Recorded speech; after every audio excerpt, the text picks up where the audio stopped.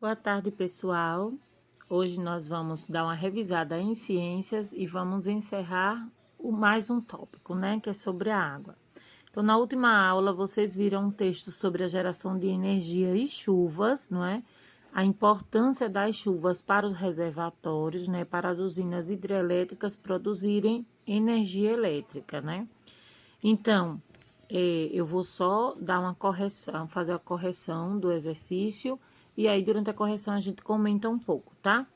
Então, o que que ele fala aqui? Ele fala que se chove pouco, a consequência dessas poucas chuvas ou de períodos de seca é a diminuição do nível dos reservatórios. Então, o reservatório fica com pouquíssima água. Se diminui a água, diminui a força para gerar energia, porque a energia é através da força da água, tá? Consequentemente, também, o que é que acaba acontecendo? Vem para a conta de energia da casa da gente, né? O aumento na conta de energia, não é? Aí, primeiro quesito na página 72, né? Qual palavra usada no texto tem o mesmo sentido de consequência? Então, tudo que gera, né, o problema tem uma consequência, né? Então, é resulta. Essa é a palavra que ele usou. Inclusive aqui, ó, tá destacada, tá? A consequência imediata é a diminuição do nível dos reservatórios, se tiver a seca. Essa diminuição resulta na queda do abastecimento hídrico, do abastecimento de água. Agora vamos falar sobre isso. Segundo quesito, ele pede o seguinte: complete o esquema de acordo com as informações apresentadas no texto. Então, eu não comecei inventando isso, eu vim a partir dessa consequência aqui, ó. Qual foi a consequência que ele me deu? Diminuição do nível dos reservatórios. Então, tem pouca água nos reservatórios da usina hidrelétrica. Por que tem pouca água? Por causa do período de seca persistente. Então, essa seria a primeira causa: seca persistente e pouca água. Se tem pouca água, qual é outra consequência disso? A queda no abastecimento de água. E ainda há uma terceira consequência, né? Se tem queda do abastecimento de água e diminuição do nível do reservatório, também tem queda na produção de energia, tá? Então, essa é a resposta do segundo quesito. No terceiro quesito, ele pede que você construa um texto com essas informações aqui. Então, ele inicia o texto seguinte: nós temos outra maneira de produzir energia, que são as usinas termoelétricas. Termo vem de queima, tá, gente? Vem de calor, tá? Então, termoelétricas é a energia produzida a partir de queima. E essa queima é de quê? Combustíveis fósseis, tá? Restos de animais, restos de plantas viram fósseis, não é? E esses combustíveis fósseis, o petróleo, o óleo, né? Carvão mineral, gás natural, derivados do petróleo, tá?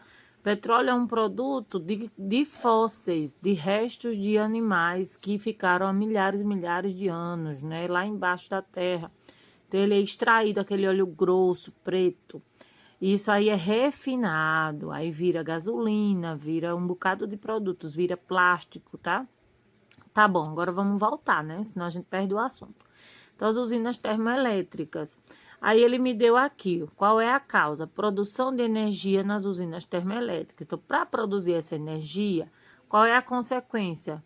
Pode se esgotar combustíveis fósseis. Eu disse a vocês, combustíveis fósseis vêm de fósseis, que são restos de ossos de animais, de plantas que ficaram há milhões de anos, não é? Junto, né? E vai juntando, vai formando combustível fóssil. Então, isso aí pode acabar. Então, a consequência de gerar muita energia a partir disso, a partir dessa queima de combustível, é porque esse combustível pode acabar. Qual seria a outra consequência? Se é queima, gente, polui o ar, né? É queimar, né? Queimar produz poluição atmosférica. O que eu fiz? Eu juntei essas três informações em um pequeno texto, que é a continuação desse, ó.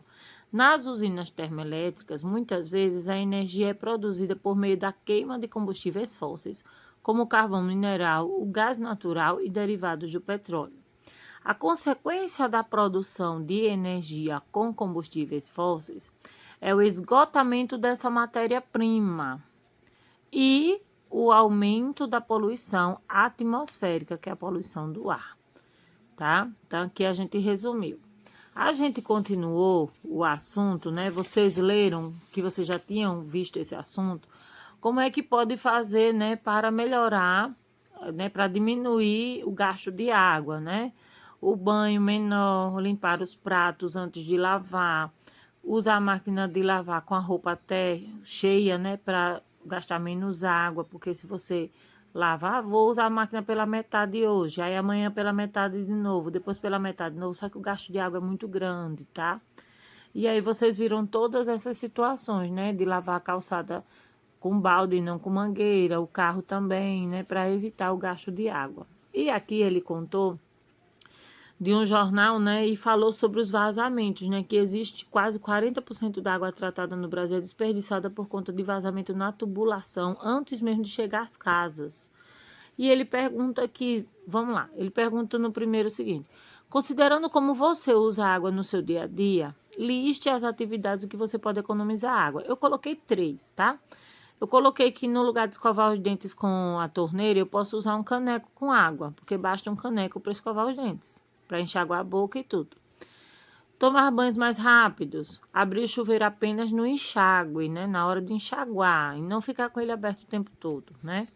Outra coisa para economizar água, por exemplo, limpar bem a louça antes de ensaboá-la, né? Tá, tirar todos os restos antes de ensaboar a louça. Usar a quantidade adequada de detergente, porque tem gente que taca detergente naquela esponja, não é? Taca sabão naquela esponja, ensaboa a louça, mas não limpa, né? E aí tem a quantidade certa e a quantidade pouca, né? Porque o ideal é limpar a louça e não tacar sabão nela, né? E mais sabão, a gente sabe que usa mais água. Bom, são 3 opções que eu dei. Então, vocês vão, dentro das coisas que vocês fazem no dia a dia de vocês, tá? Aí vocês vão listar algumas coisas que você pode economizar mais água. E no segundo quesito é justamente a questão do vazamento lá. O que pode ser feito para evitar que 40% da água tratada seja perdida por vazamento? Bom, se você detectar um vazamento, o que tem que ser feito é ligar para a empresa responsável por fazer o conserto, certo? E aí, se a empresa for negligente, ou seja, se ela não aparecer, aí você pode denunciar os órgãos responsáveis, porque, gente, nós somos cidadãos, nós precisamos também correr atrás dos nossos direitos, né? E aí, os órgãos responsáveis, eles vão obrigar a empresa a fazer o conserto do vazamento de água, tá? Então, no próximo vídeo, a gente dá a aula de hoje.